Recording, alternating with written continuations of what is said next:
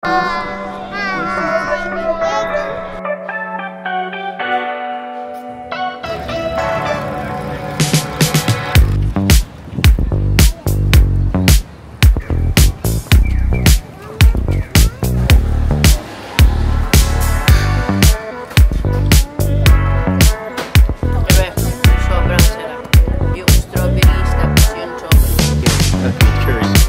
and chicken palagi.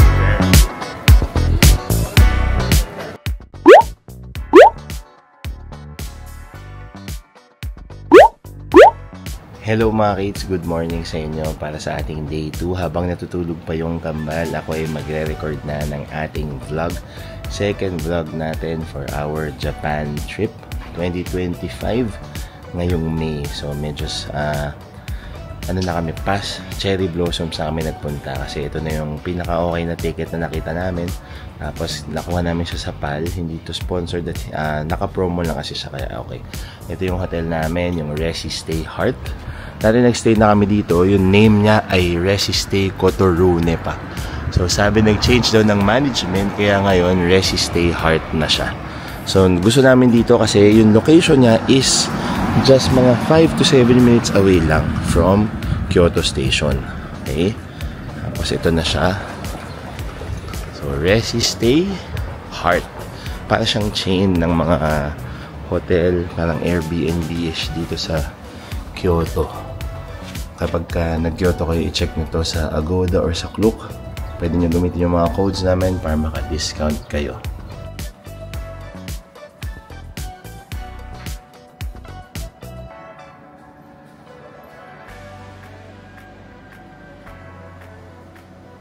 Smooth naman yung check-in namin kagabi. So, ang gagawin nyo lang, kapag nag-register na kayo, tapos na-brief kayo about the property, kukunin nyo yung ticket, yung keycard ninyo dito.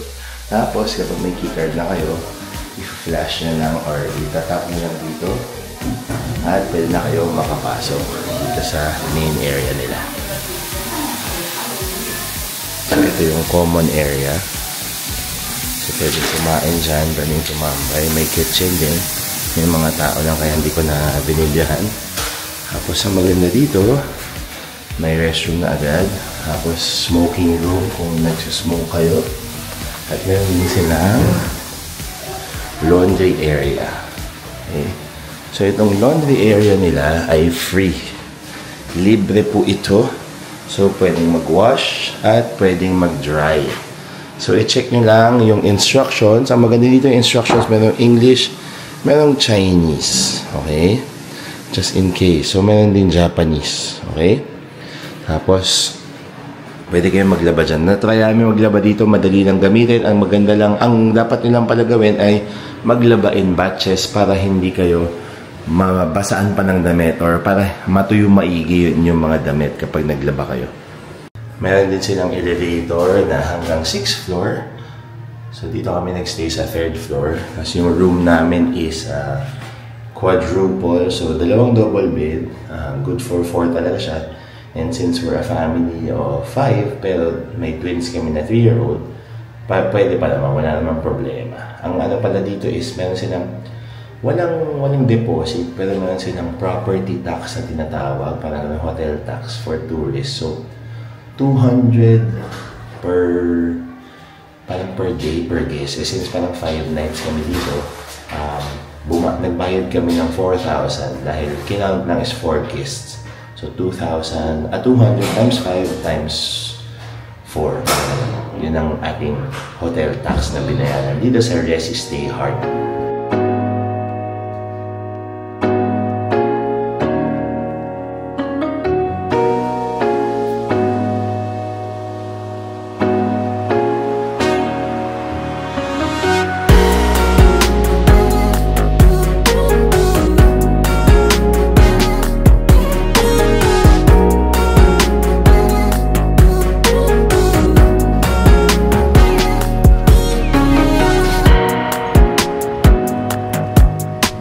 Magandang umaga ulit mga kids. Matapos mag-ready ng twins at ni Sabine, it's time to go dito sa Kyoto Station kung saan imimit namin si Ninang Cathy para pumunta tayo sa Nishiki Market for our first agenda of the day. I-goal namin makakain ng as many things as we can para naman ma-explore talaga natin yung Nishiki Market. Kasi minsan na kami doon, pero busog na kami o hindi kami masyadong gutom, hindi kami kumakain. So this time sana, mas makakain tayo mga ka-eats. Tapos, pupunta rin tayo ng Gion area mamaya after lunch. So tara, sa ating day 2 dito sa Kyoto, Japan! Yes!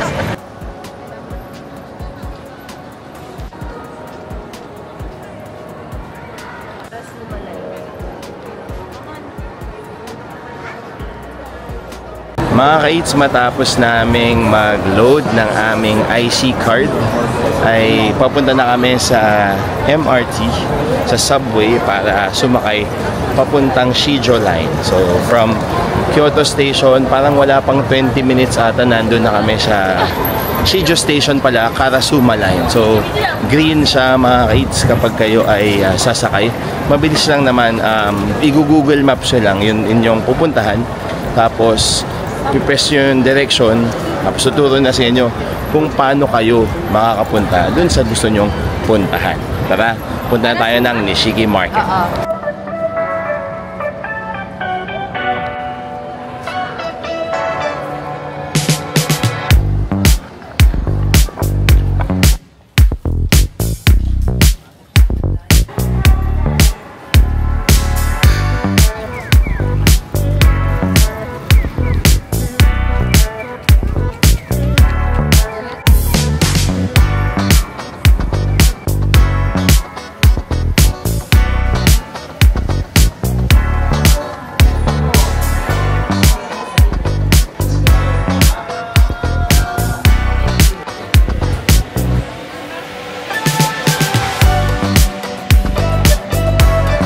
Mga ka-eats, dito na kami ngayon sa loob ng Nishiki Market. So, papasok pa lang kami.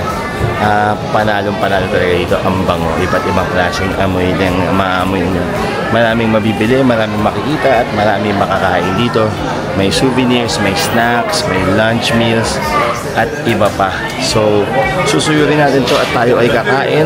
Tapos, ipapakita natin sa inyo syempre kung ano yung mga matitikman natin sa paglalakad natin dito sa Nishiki Market. Tara!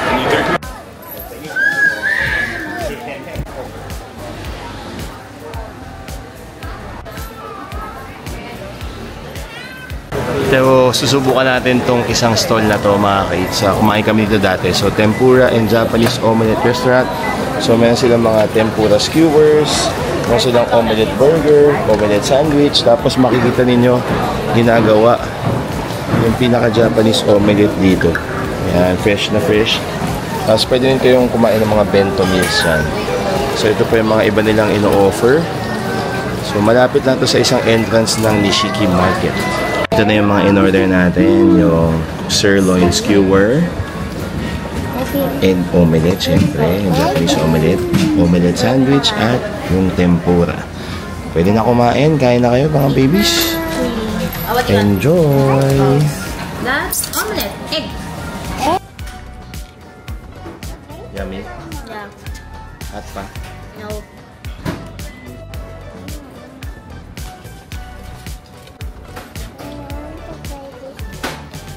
The Strawberry Choco Official. Nagbebenta sila ng high-class Dubai chocolate strawberry, may pistachio, tapos chocolate covered strawberries. Yan yung mga strawberry lang gaganda, parang hindi totoo. Yan o, tapos ito yung ibang presyo. Tapos ito yung pinaka-chocolate nila mga ka-eats. Grabe. Ito yung itsura ng ating biniling Dubai chocolate covered strawberry. Medyo ano lang, suplado lang si ate.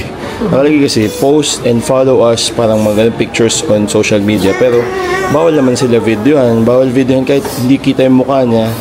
Ayaw niya. So ito yun, yung pinaka-product nila.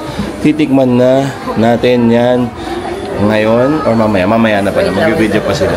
Okay, tapos si Kati naman, chocolate covered strawberry dito sa Strawberry Choco sa Nishiki Market.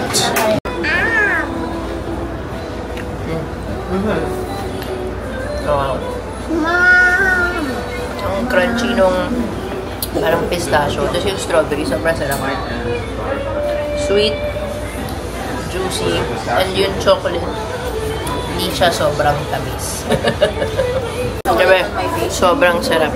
Yung strawberries, tapos yung chocolate. Nagsettle nga lahat ng tsokolate sa ilalim. Ang dami, sarap. no? Ang sarap-sarap. Kaya pag nagpunta kayo ni Shiki Market, try nyo to. Second stop ay bumili si Ninang Cathy dito sa may mga skewers to. So may mga fried, may mga grilled. At bumili siya ng grilled scallops na may parang yakiniku sauce.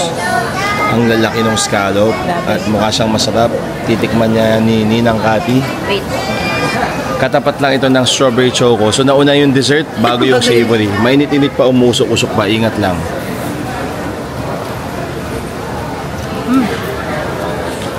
Kamusta naman? Harap. Yan, yung grabe, yung laki. Yung laki ng pinaka-scallops niya. Yun, no? So, after nyo mag-dessert or pwedeng before, pwede kayo kumain dito. Panalo. Magkano yan? 600 yen. 600 yen, tatlong malalaking peraso ng scallops. Grilled scallops.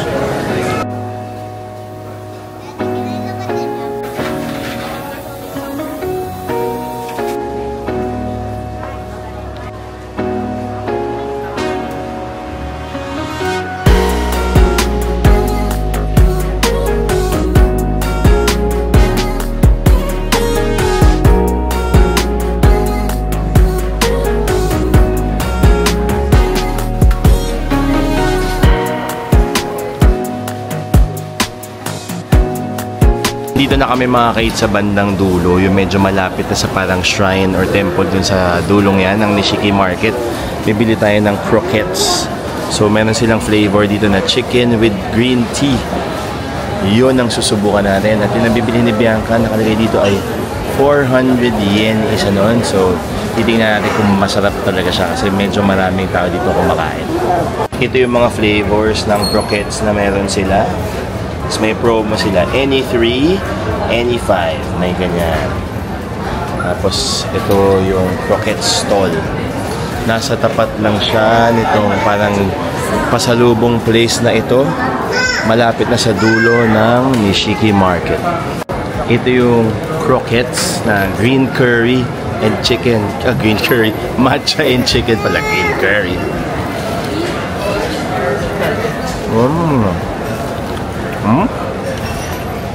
Good.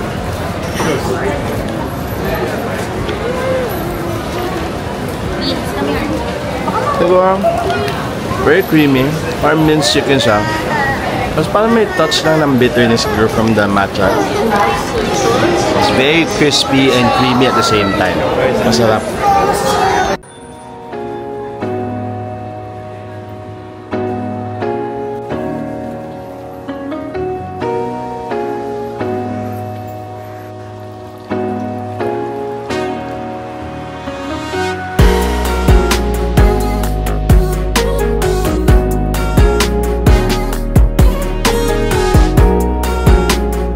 Kids, matapos ang konting sightseeing, pag-iikot at konting food trip sa Nishiki Market and dun sa Tenmangu Shrine, mag-gagachapon na rin sila. Kita nyo naman sa likod. Konto siya. Yung likod ko, punong-puno ng gachapon. So, mag-gagachapon muna tayo dun sa mga barya natin. Ingat-ingat lang sa mga magulang kasi talagang naku, gabi makapagpabudol to mga kids. Iba't ibang klaseng characters, laruan, meron Disney, Pixar, mayroong mga local anime, mayroon pa ito si Mofusan. Sobrang dami dito mga kids. Tingnan natin kung ano yung makukuha natin ngayon sa ating mga barya-barya dito. Pwede rin magpabarya sa kanila dito eh. So pumasok siya dito sa Seaplay. Tapos yan, iba't ibang klaseng mga gachapon ang meron. Let's go! Just in case na kailangan nyo ng barya, pwede kayong mag-change sa mga money changing machines sila dito para ready na kayong maglaro or kumuha ng mga toys dito sa kanilang gachapon shop. Ito na mga kids. Sinubukan na nyo ang kumuha. Titingnan natin kung meron. 300. So 300 yen tong isa. Para makeup ata itong napili niya. Tingnan natin. Alright. What do you want? Okay, let's open it.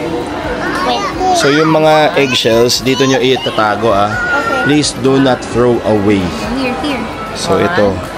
No. Yeah, Yobi? Tiny makeup palette. Makeup palette. Are you happy with your first Yeah. gachapon? Yeah. That's your last, okay? Can I get one more? You can get one more in Osaka. And then this one for the twins as well. Tig-isa silang lahat. Dito sa may Nishiki banda. Si Pochako. Tapos yung kay Didi naman, Hello Kitty na medyo kakaiba. Ang cute naman yan. I got the makeup At kay palette. Sabine, itong makeup palette. Bagay na bagay sa very kikay namin na 9-year-old. Matapos mag-gachapon, dito na tayo sa Kyoto Katsugyu. Okay, Kyoto Katsugyu. So, ito yung mga beef sets na meron sila.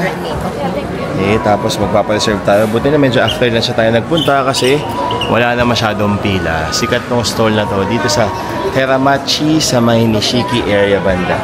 Gyukatsu Kyoto Katsugi. Ito yung mga sets na meron sila. Usually may kasama ng rice, soup, iba't ibang klaseng condiments at syempre yung cabbage. Pero ang orderin natin dahil medyo tiktipid tayo ngayon ay itong 1,890 tapos magiging 2,079 kapag may tax na sirloin gyukatsu sen. Sa mga hindi nakakaalam, ang gyu ay syempre wagyu which is beef. Tapos katsu is parang cutlet. So beef cutlet siya. Imbis na tonkatsu, ito ay gyukatsu dahil beef siya, hindi pork.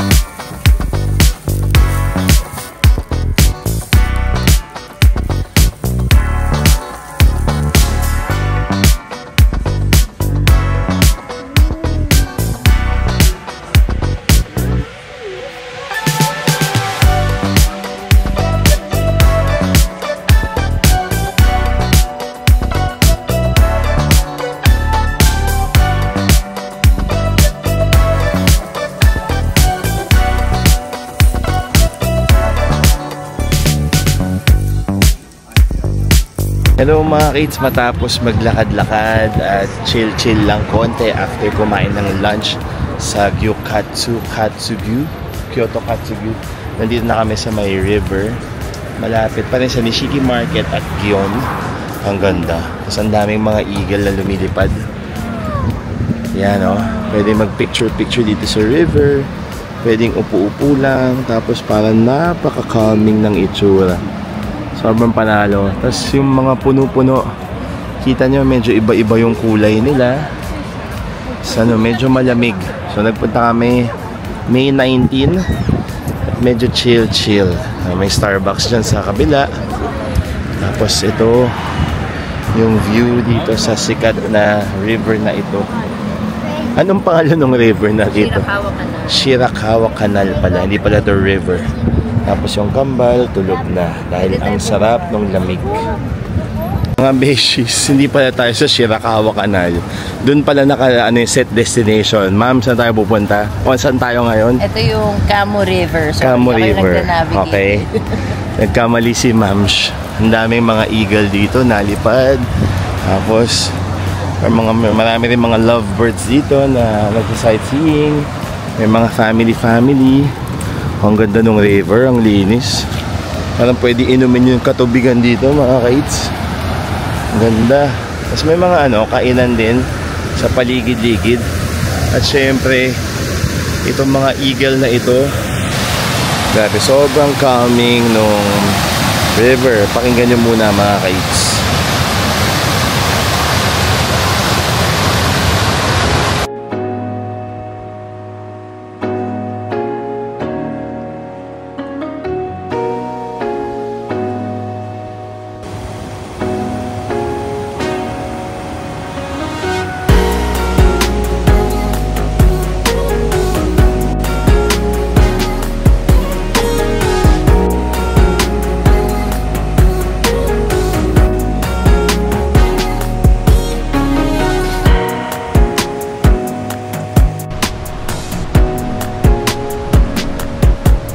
Sabihin mo kung bakit hindi pwede kumain dyan sa gilid. Nakita nyo kanina, di ba, ang daming eagle? Tuwa-tuwa ka, eagle, ang ganda. Pero pag kumain ka, pwede nilang kunin yung pagkain sa'yo. May nakita kami, grabe. As in dyan, nakaupo dyan sa may gilid, no? Sa may riverbank. Tapos kala namin, palaro-laro lang yung eagle, magka-crash na, gano'n. Yung pala, binalikan niya. Tinaabangan niya. Naka-target lock siya dun sa kinakain nung isang turista. Nagulat na lang sila na inatake yung pagkain niya. So, ingat-ingat lang kapag kayo ay nag-decide mag-picnic sa tabi nitong Camor River. Public service announcement yan. Pero napakaganda. Pwede kayong mag-relax. Huwag lang kayo masyadong mag-relax with your pagkain. Okay?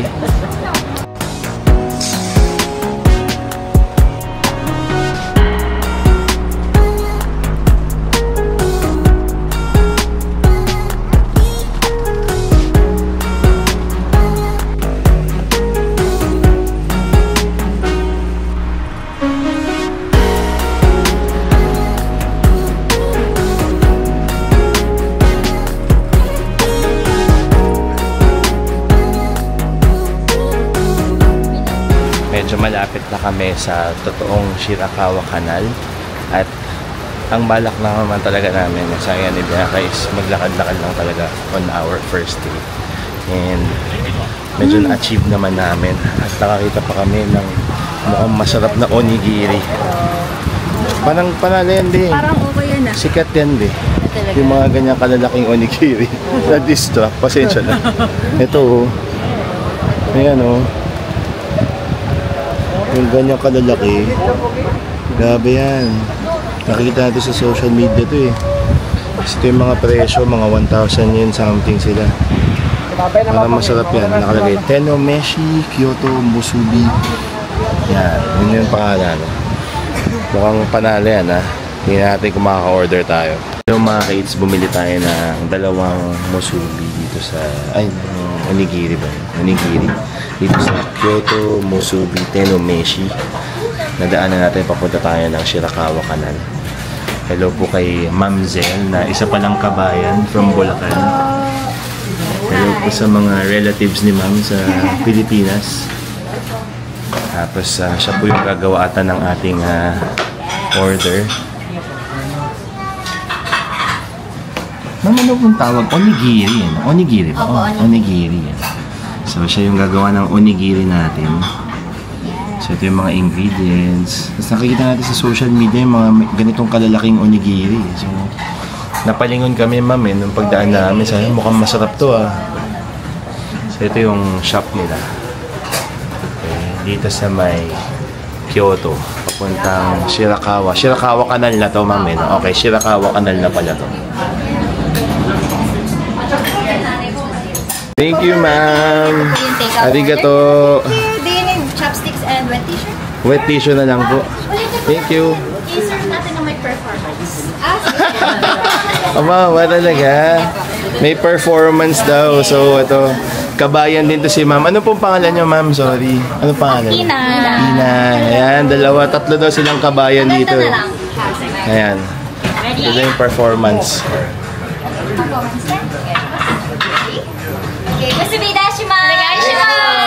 Three, two, one. Tenomeshi.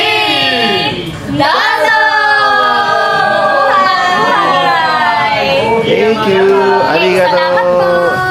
Arigato gozaimasu. Arigato gozaimasu. Ito na yun, ang laki nga talaga niya. So, kaya pala siya nag-offer ng chopstick kanina. So, chopsticks natin ito, mga ka-eat. So, Wait lang. para matikman na ni Bianca yung ating Ano yun mo? tuna mayonnaise na onigiri. Yan yung close-up niya.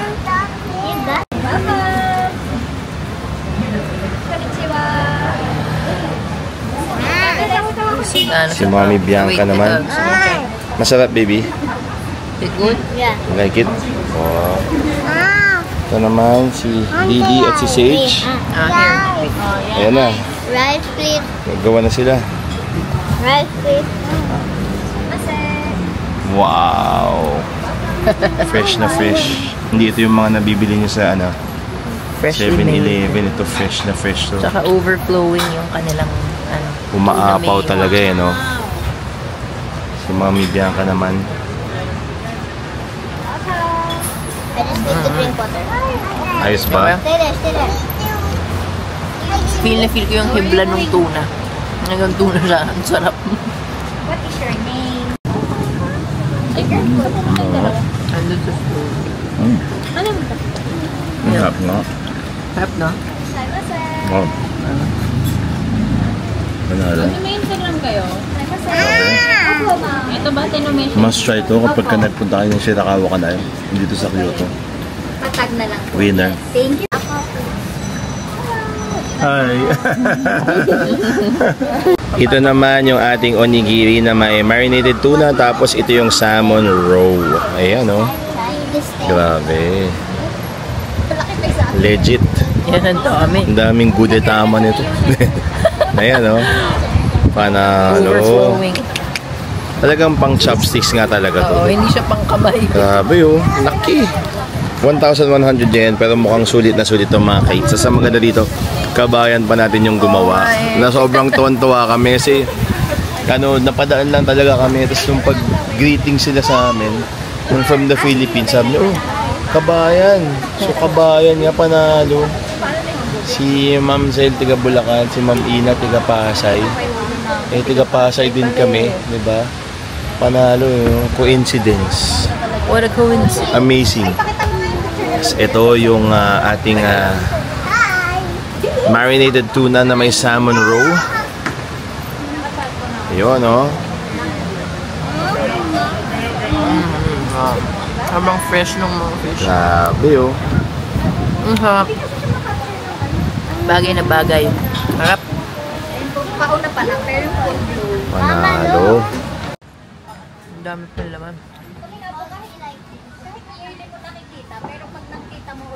Mga ka-aids, tapos na kami magmerienda doon sa Kyoto Musubi Tenomashi, kung tama yung pronunciation ko.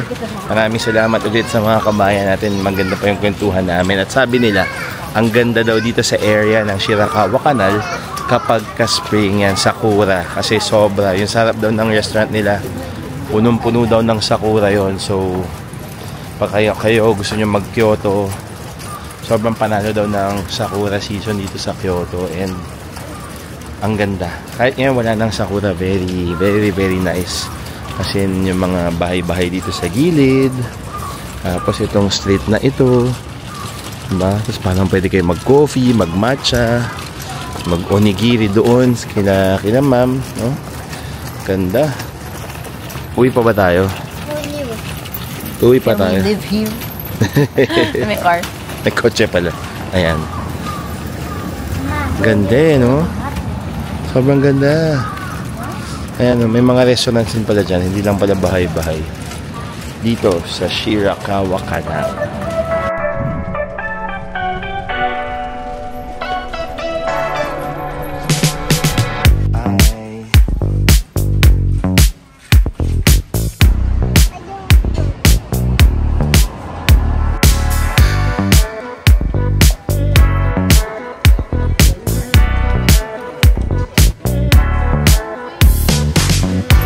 Ang ganda ng pagoda sa likod, din nakapag-picture na rin kami. Medyo marami lang talagang tao, so konting tsaga-tsaga lang and pasensya saka consideration para hindi rin kayo mag-take up ng so much time kasi nga maraming tao. So maraming mga pagbibilhan ng souvenirs, mga merienda, mga coffee shops. Tapos pwede kayo mag-rent din ng mga kimono dito just in case gusto nyo mag-picture pa at mas maging legit at authentic yung inyong experience dito. So, panalo yung paglalakad. May Arabica pa pala dito. Ayan, excited siya. Narito ko may Arabica. Hindi pa ako nagkakape today. Napasigaw siya may Arabica. Ayan, no? Grabe. Ito yung pagoda. Ito yung gondo. Grabe. Kyoto talaga. Ninenzaka, Kyoto, Japan. Right. We made it. Grabe, yung sinabi namin na hindi namin gagawin, na nagkamali kaming last year, ginawa ulit namin at umakyat kami sa napakatarik na kalsada. para lang makita itong Kiyomizu-dera. Napakaganda. Pero nakakapagod. So ito yung Kiyomizu-dera na temple dito sa Kyoto, Japan. Tapos overlooking dito mga ka-eats. Kita lang dito yung Kyoto Tower. Tapos napakaraming turista at mga souvenir stalls. Bibili ng pagkain on the way here. Pero ang highlight talaga ay itong Kiyomizu-dera sa Kyoto, Japan.